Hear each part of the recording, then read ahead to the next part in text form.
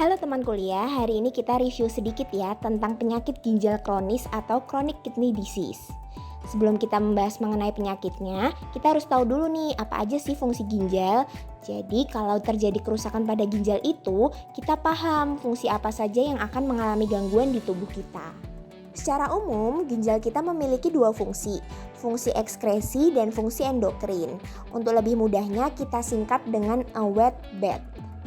A untuk acid-base balance, W untuk water balance, E untuk electrolyte balance, T untuk toxin removal, B untuk blood pressure control, E untuk erythropoietin dan renin, dan D vitamin D metabolism dan gluconeogenesis. 5 yang pertama ini menunjukkan fungsi ekskresi ginjal, sedangkan 2 yang terakhir menunjukkan fungsi endokrin. Jadi, ginjal kita tidak hanya berfungsi untuk mengekskresi, tapi juga menghasilkan hormon-hormon yang diperlukan oleh tubuh. Jadi bisa kebayang ya, jika ginjal kita mengalami kerusakan, maka tentu saja fungsi-fungsi tersebut perlahan-lahan akan terganggu. Oke, sekarang kita mulai bahas tentang CKD-nya ya.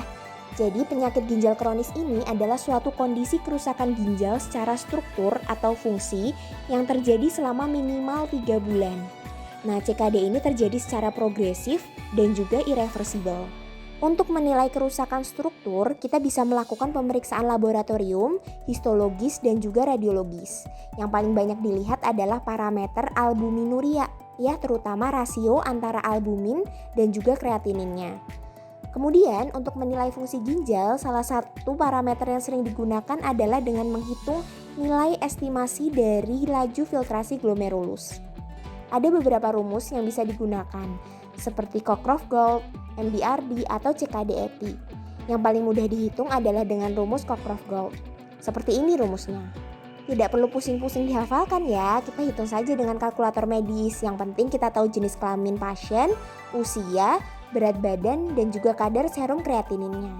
Berdasarkan nilai eGFR ini, kita bisa mengklasifikasikan CKD menjadi 5 stage.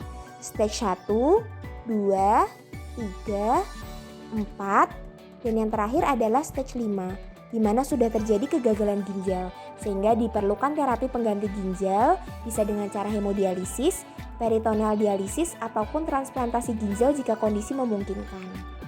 Kalau mau digambarkan kira-kira seperti ini. Nah, biasanya pasien akan merasakan gejala dan mulai berobat saat sudah memasuki stage 3. Jadi bisa dibayangkan ya betapa sulitnya menghambat progresivitas penyakit ini. Nah, tata laksana penyakit ginjal kronis ini tujuannya ada 2, yaitu mencegah progresivitasnya dan mengatasi komplikasi yang terjadi. Penyakit ginjal kronis ini tidak tiba-tiba terjadi, ada banyak kondisi yang bisa menjadi penyebab seseorang mengalami CKD. Yang paling banyak adalah kondisi diabetes mellitus dan juga hipertensi. Jadi di stage awal penyakit, penting banget nih untuk mengendalikan faktor resiko yang dimiliki oleh pasien. Pada pasien DM, kita kontrol gula darahnya. Kemudian pada pasien hipertensi, kita terapi hingga mencapai targetnya, yaitu di bawah 140/90, atau jika sudah ada proteinuri, kita perketat lagi jadi di bawah 130/80. Selain DM dan hipertensi, penyakit ginjal kronis ini bisa juga disebabkan kondisi lain seperti penyakit glomerular yang biasanya adalah suatu autoimun, penyakit ginjal polikistik yang biasanya terjadi secara herediter, kemudian juga bisa karena adanya infeksi, keganasan, ataupun konsumsi obat-obatan tertentu.